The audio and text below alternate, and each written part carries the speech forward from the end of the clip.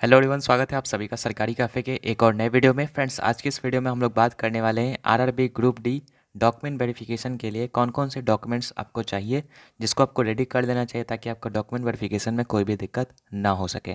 तो फ्रेंड्स, आज की इस वीडियो में सारे डॉक्यूमेंट्स को हम लोग आज के इस वीडियो में बताएंगे आपको। तो आप उन सभी डॉक्यूमेंट्स को ध्यान से देखिएगा, हो सके तो आप स्क्रीनशॉट ले लीजिएगा और एक एक करके सारे डॉक्यूमेंट्स को रेडी करके उसके बाद ही आप डॉक्यूमेंट वेरिफिकेशन देने जाइएगा। एंड कुछ बच्चे अगर पूछेंगे कि डॉक्यूमेंट वेरिफिकेशन कब तक होगा, तो देखिए आई होप कि ये मार्च तक आपका जो जा सकता है डॉक्यूमेंट वेरिफिकेशन, क्योंकि अभी तो पीईटी ही चल रहा है। तो पीईटी के बाद आपका डॉक्यूमेंट वेरिफिकेशन ही है, तो मार्च में आई होप कि आपका होने वाला है। तो मार्च के लिए आप रेडी रहिएगा और मार्च से पहले आप इन सभी डॉक्यूमेंट्स को आप रेडी कर लीजिएगा। ठीक है, तो चलिए वीडियो को शुरू करते हैं और सारे डॉक्यूमेंट्स को आपके साथ हम लोग दिखाते हैं कि कौन कौन से वो डॉक्यूमेंट्स हैं। तो देखिए फ्रेंड्स, पहला नंबर पे जो आपका डॉक्यूमेंट है वो है आपका हाई स्कूल पासिंग सर्टिफिकेट, यानी कि क्लास 10th का एग्ज़ाम जो पास किया है तो उसका आपका पासिंग सर्टिफिकेट होना चाहिए और मार्कशीट होना चाहिए। और ये इसलिए मांगा जाता है ताकि उसमें जो डेट ऑफ बर्थ आपका दिया रहता है उसका आपका मतलब प्रूफ वहाँ से मिल जाता है, तो इसके लिए आपका मांगा जाता है 10th का आपका सर्टिफिकेट और मार्कशीट। तो दोनों को आप रेडी रखिएगा। उसके बाद जो सेकंड नंबर पे है इंटरमीडिएट पासिंग सर्टिफिकेट, अगर आपने दिया है तो एक्स्ट्रा क्वालिफिकेशन आपका मांगा होगा फॉर्म फिल करते वक्त। तो अगर आपने इंटर का भी सर्टिफिकेट का डिटेल्स फिल किया है तो वो भी आपको ले जाना होगा। उसके बाद अगर आप नहीं दिए हैं तो नहीं दे सकते, कोई दिक्कत की बात नहीं, लेकिन अगर दिए हैं डिटेल तो ज़रूर आपको लेकर के जाना है। नेक्स्ट बात करें तो एनसीबीटी और एससीबीटी या फिर डिप्लोमा का सर्टिफिकेट, अगर आपने इन सभी का डिटेल्स जो है फॉर्म फिल करते वक्त डाला था तो आपको जो ज़रूर से इसको लेकर के जाना है, एनसीबीटी एससीबीटी और डिप्लोमा का सर्टिफिकेट। ठीक है, नेक्स्ट हम लोग यहाँ पर बात करें कैटेगरी का सर्टिफिकेट आपके पास होना चाहिए। अगर आप रिजर्व कैटेगरी से यानी कि ओबीसी से हैं तो एक नॉन क्रीमी लेयर का सर्टिफिकेट होता है, वो आपको ले जाना है।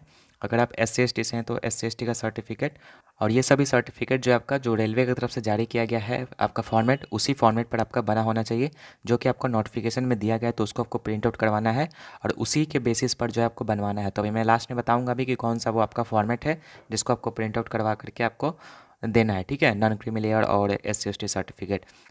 उसके बाद जो है इनकम सर्टिफिकेट इंपॉर्टेंट होगा ईडब्ल्यूएस कैटेगरी के लिए। यहाँ पर जो है ईबीसी के लिए जितने भी बच्चे हैं, ठीक है, ईबीसी वाले भी इनकम सर्टिफिकेट को ले जाएंगे, क्योंकि आपको भी जो है फीस में रिलैक्सेशन मिला था। ठीक है, 500 से 250 हुआ था, तो उनको भी जो है इनकम सर्टिफिकेट ले करके जाना है, जो कि फॉर्मेट जो है रेलवे वाला जो ग्रुप डी का नोटिफिकेशन आया था तो उसमें आपका फॉर्मेट है, तो उसी फॉर्मेट पर आपको जो है ईबीसी का सर्टिफिकेट भी आपको बनवाना है और ये ईडब्ल्यूएस का जो सर्टिफिकेट है वो भी आपको बनवाना है। ठीक है, अब मैं सभी सर्टिफिकेट को आपको दिखाऊंगा वीडियो के लास्ट में, तो आप वीडियो में बने रहिए। ठीक है, उसके बाद आपको आधार कार्ड चाहिए, दोनों ही आधार कार्ड का जो साइड होता है उसको प्रिंट आउट करवा लेना है और ओरिजिनल भी आपको लेकर के जाना है।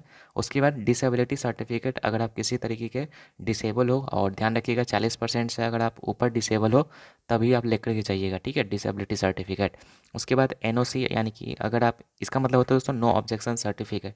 तो अगर आप पहले से कहीं पर काम कर रहे हो, वहाँ से आपने रिज़ाइन कर दिया या रिटायर हो गए तो उसके लिए एनओसी की ज़रूरत पड़ती है, तो उस केस में आपको एनओसी देना होगा। ठीक है, उसके बाद है यहाँ पर माइनॉरिटी कम्युनिटी के लिए यहाँ पर डिक्लेरेशन, जो कि नॉन जुडिकल स्टाम्प के द्वारा आपका यहाँ पर होना चाहिए। तो अगर आप माइनॉरिटी से आते हैं, माइनॉरिटी कैटेगरी से, तो आपको ये वाला डॉक्यूमेंट आपको देना होगा, जो कि आपका रेलवे वाला ग्रुप डी का जो फॉर्मेट है उसी के बेस पर आपको बनवाना है। ठीक है, और उसके बाद है gazetted notification legal declaration for the candidates who have change their names, यानी कि दूसरे दोस्तों आपको जैसा कि पता होगा कि 4 साल पहले आपका नोटिफिकेशन आया था। ठीक है, तो अभी हो सकता है कि उसके बीच कई सारे बच्चे जो अपना नेम, डेट ऑफ बर्थ वगैरह में चेंजेस किए होंगे।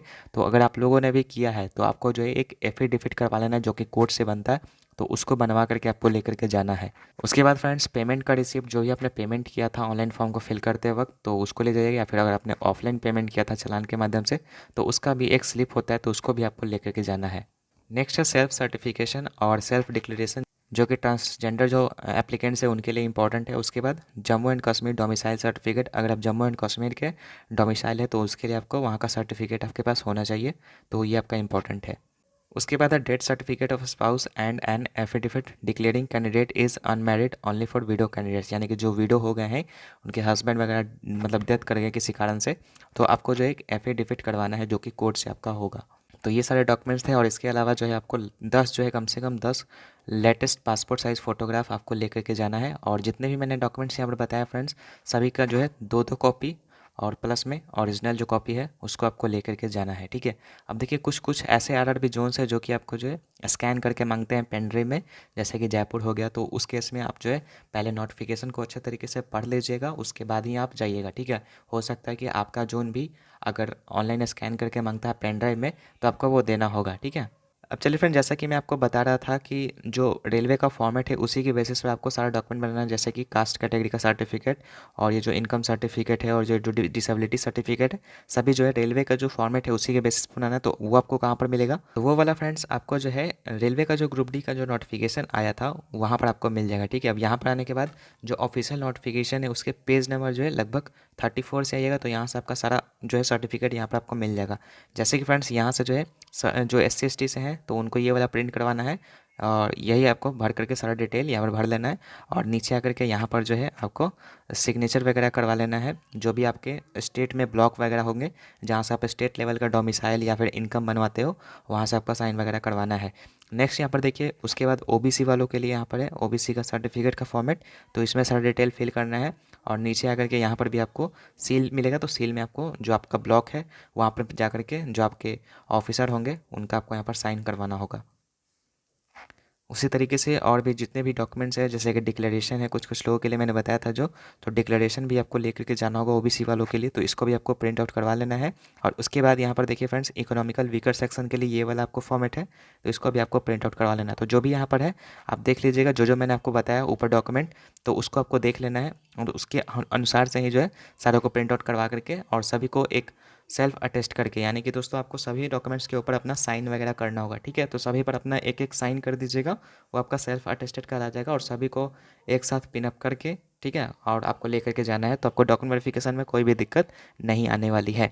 तो ये दोस्तों कंप्लीट वीडियो था डॉक्यूमेंट वेरिफिकेशन के ऊपर कि क्या क्या डॉक्यूमेंट आपको लेकर के जाना, तो सभी डॉक्यूमेंट्स को रेडी कर लेना। बाकी अगर कोई भी दिक्कत होती है तो पर्सनली आप मुझे मैसेज कर सकते हो टेलीग्राम के ऊपर, टेलीग्राम का लिंक डिस्क्रिप्शन बॉक्स में दिया हुआ है, तो उसको ज्वाइन कर लेना। चलिए मिलते हैं दोस्तों आपसे नेक्स्ट वीडियो में, तब तक के लिए गुड बाय, जय हिंद, वंदे मातरम।